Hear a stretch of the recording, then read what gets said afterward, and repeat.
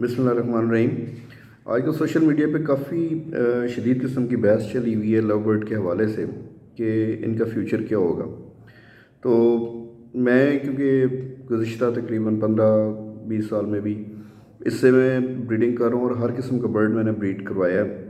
तो ये मौका था जब मैं चाहता था कि मैं ख़ुद भी अपनी कुछ आपको आउटपुट दे सकूँ, तो मैं भी हेल्पफुल साबित हो। तो पहली चीज़ तो ये कि इस तरह की प्रेडिक्शंस जो हैं कि उसमें क्या होगा क्या नहीं होगा, फ्यूचर का हाल जानने वाली ज़ात तो अल्लाह की है। जो अल्लाह ताला ने हमें कुछ इल्म दिया है जो हम कुछ वर्किंग कर सकते हैं, उसकी बेस पे कुछ लोग बात करते हैं और बड़े काबिल एहतराम लोग हैं, उनको उनका एक्सपीरियंस है, तो उन्होंने इसके ऊपर कोई बात की। तो मेरे कुछ पॉइंट्स थे जो उनके चीज़ें हैं जो जिनसे मैं एग्री करता हूँ और कुछ चीज़ें हैं जिनको मैं एग्री नहीं करता। एक तो ये है कि उन्होंने बात की कि जी कॉकटेल और फिंच के उन्होंने अरूज अज़वाल देखे हैं। मैं तकरीबन हम सारे उस फेज़ से गुजरे हुए हैं जो पुराने ब्रीडर्स हैं। हमने कॉकटेल को भी देखा, फिंच को भी ब्रीड कराया, कॉकटेल को भी ब्रीड कराया। उसके बाद ग्रास पैरेट्स का कुछ टाइम आया था, उसको भी देखा। सब कुछ ये देखते हुए आए हैं और काफ़ी हद तक उनकी बातें ठीक भी थी। लेकिन जिस चीज़ से मुझे इख्तलाफ, या आप ये समझें कि जो हालात उस वक़्त नहीं थे और अब हैं, उनके ऊपर हम बात कर लेते हैं कि कॉकटेल या फिंच या कोई और बर्ड, उसने इस पाकिस्तान के अंदर वो अरूज, वो हाइट नहीं देखी जो लव बर्ड ने देखी है। लव बर्ड वाहिद बर्ड है, मैं अपना अगर पिछला पूरा अपना एक्सपीरियंस का निचोड़ दूँ तो मैं ये कहूँगा कि वाहिद बर्ड है जिसने पाकिस्तान के अंदर एक इंडस्ट्री की सूरत अख्तियार कर ली है और ये दिन ब दिन बढ़ता चला जा रहा है। तो मेरे ख्याल में तो इंशाल्लाह अल्लाह खैर करे, लेकिन इसमें कोई लव बर्ड के फ्यूचर में फ़िलहाल तो कोई डाउट हमें नज़र नहीं आता। चलना इसने फॉर्म टू फॉर्म ही है। अगर आप ये सोचें कि जी एक्सपोर्ट आना शुरू हो जाएगा या इतनी प्रोडक्शन हो जाएगी कि बाहर के मुल्कों में जाएगा, ऐसा नहीं होगा। फ़िलहाल तो इसके कोई चांसेस नज़र नहीं आते। लेकिन ये ज़रूर होगा कि जिस हिसाब से ये बढ़ता जा रहा है, अगर हमारी इतने बड़े 22-23 करोड़ की आबादी का मुल्क है, इसमें ये फॉर्मिंग जिस हिसाब से बढ़ रही है लव बर्ड की, अगर इसी तरह ही बढ़ती जाए तो इसकी विद इन कंट्री इतनी ज़्यादा डिमांड हो जाएगी कि इसको आपको एक्सपोर्ट की फ़िक्र की ज़रूरत ही नहीं पड़ेगी। देखें, जो भी प्रोडक्शन होती है, जो भी प्रोडक्शन यूनिट बिज़नेस के अंदर लगे हुए हैं, उनमें से किसी हार्डली को 20% ऐसे होते हैं जिनके बारे में ये सोचा जाता है कि हम ये प्रोडक्शन एक्सपोर्ट करेंगे। अदरवाइज़ 80% की जो प्रोडक्शन की जाती है वो विद इन कंट्री उसकी खपत के बारे में की जाती है। तो ये बिज़नेस का एक मोटा सा असूल है। तो अगर हमारे पास प्रोड्यूस हो रहा है लव बर्ड और उसकी हम इस चीज़ को ज़हन में रखें कि इसकी खपत पाकिस्तान के अंदर ही होगी, तो हमें इस चीज़ की फ़िक्र करने की ज़रूरत नहीं हो, ना ही ये इंडस्ट्री बैठेगी, ना ही इसको ख़तरा होगा, ना ही लोगों का पैसा डूबेगा।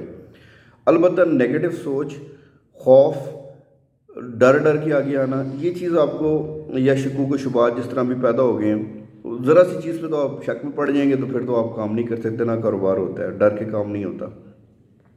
तो मे बी कि आपके कुछ बर्ड्स की जो टाइप्स आज ज़्यादा कीमत पे हैं, कल वो कम हो जाएं। आज क्रिमिनो अगर किसी कोई कहता है जी 45,000 का या 40,000 का है, कल हो सकता है वो 20,000 का हो जाए, 25,000 का हो जाए, कोई और म्यूटेशन आगे हो जाएगी और वो अपनी कीमत बना लेगी। तो ये तो कारोबार में चलता रहता है, इसलिए इसमें घबराने की बात नहीं है। दूसरा, लव बर्ड जो है वो बनिस्बत फिंच, कॉकटेल और दूसरे बर्ड्स के मामले में इसके अंदर बहुत सारी ऐसी खूबियाँ हैं जिसने इसको ये अरूज अभी तक दिया है।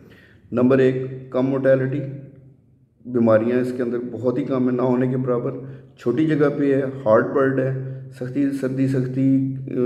सर्दी गर्मी बर्दाश्त करता है, बहुत अच्छी ब्रीड करता है, 8 महीने में मैच्योर हो जाता है, 10 महीने में मैच्योर हो जाता है, रिप्रोड्यूस कर देता है, मेंटेन करना आसान है, खुराक में ये इकॉनमी रखता है।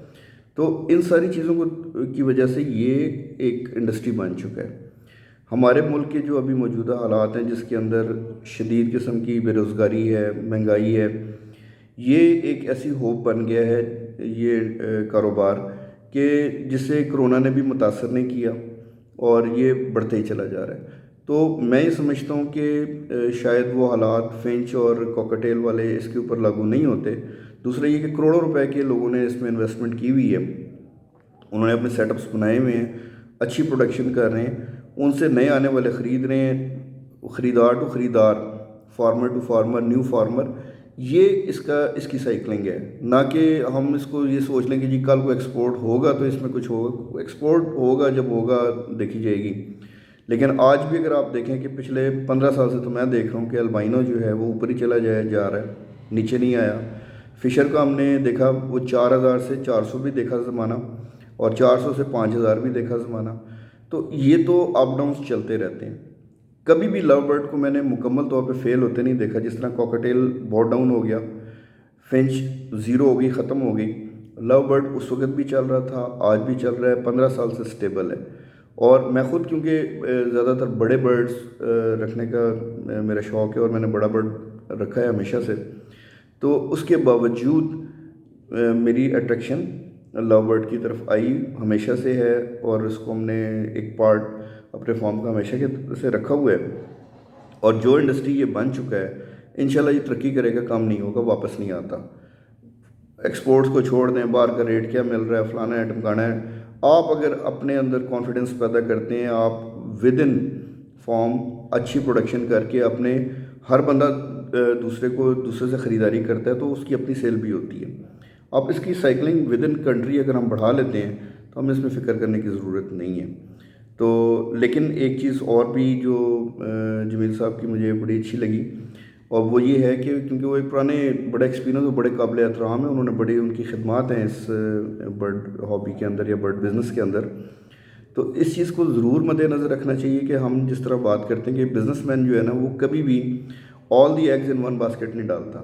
میں فارمنگ میں ہمیشہ یہ کہتا ہوں کہ آپ کا 60% جو ہے وہ ایسا برڈ ہونا چاہیے جو ایور گرین ہے، کیونکہ جو بڑا برڈ ہے وہ بہت مشکل برڈ ہے. ہمارا بڑا ایکسپیرینس ہے، بہت سلو ہے، بہت مشکل ہے، اور اس کے اندر پروفٹ مارجنس بڑے کم ہیں بنسبت لو برڈ کے.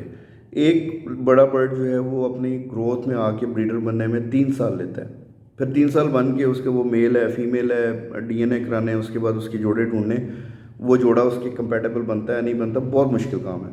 میں یہ کر رہا ہوں، کافی عرصے سے کر رہا ہوں، ہمیں پتہ ہے اس کے اندر مشکلات کیا ہیں. تو اس کی نسبت اگر آپ لو برڈ کو دیکھیں تو وہ پراپر ایک بزنس کے طور پہ ہم بڑے اچھے طریقے سے کر سکتے ہیں.